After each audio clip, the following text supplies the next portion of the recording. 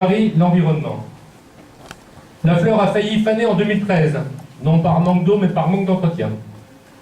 La commission urbanisme, dans une commune telle que la nôtre, revêt une importance essentielle parce qu'elle définit de manière irrémédiable l'esthétisme et le cadre de vie de tous.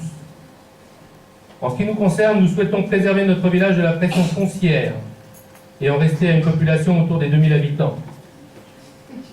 Le dernier lotissement, outre que son emplacement pose problème, a clairement fait le choix de la quantité au dépens de la qualité.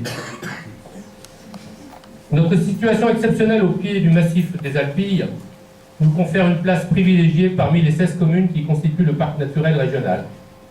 La Manon, première commune d'entrée du parc, se doit d'être exemplaire en matière d'aménagement urbain et de préservation des espaces naturels, ce qui aujourd'hui n'est pas le cas. L'implantation d'un bâtiment industriel à 2 pas du Grand Platane est la négation de ce respect. C'est un comble pour un maire qui s'est vanté d'être devenu le président du parc avant d'être remercié par ses pairs.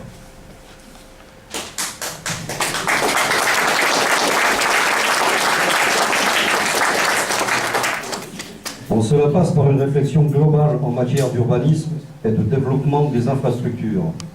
Nous devons nous atteler à passer d'un plan d'occupation des sols à un plan local d'urbanisme, document qui doit définir, en concertation avec la population, l'évolution de notre village pour les 20 prochaines années. Réduire la consommation des espaces non urbanisés, éviter le mitage des zones agricoles et des espaces naturels. Au-delà de la Sabla était prévu le Masdaudier, une base logistique pour recentrer l'habitat et l'activité en cœur de village. C'est le sens de la loi SRU dans le cadre d'une démarche de développement durable. Au-delà des grands projets structurants, beaucoup de travaux d'aménagement, de réfection, d'entretien, de mise en place sont à prévoir. À ce titre, nous envisageons de réactualiser le plan de prévention des risques naturels ou industriels, revoir les cheminements piétons et sécuriser les routes, les chemins, ainsi que l'accès et l'environnement de la gare. Trottoirs, stationnement sécurisé des autos, motos, vélos. La sortie des guerres, si elle est toute neuve, ne facilite vraiment pas la déambulation au niveau de la contre-allée, notamment aux handicapés et aux personnes qui pousseraient un landau ou une poussette. Veiller à l'entretien des lieux et voies publiques sur tout le territoire communal. Numérotation et nomination des rues et chemins de la commune. Remettre le Masdaudier en zone agricole et la Tuilière en zone naturelle. Nettoyer les zones à l'abandon, le massif forestier, les fossés.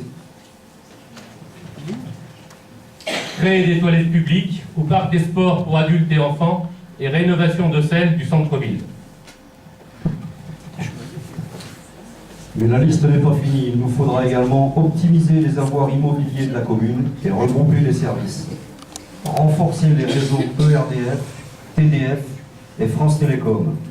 Réfléchir sur l'accueil motorisé des touristes, sur leurs accès aux sites protégés, en coordination avec les associations concernées. Réfléchir sur les zones d'activité désertées ou à revitaliser et réorienter les budgets sur des projets moins dispendieux et ou plus cohérents. Prioriser les investissements sur le scolaire et les locaux à destination des associations culturelles et sportives.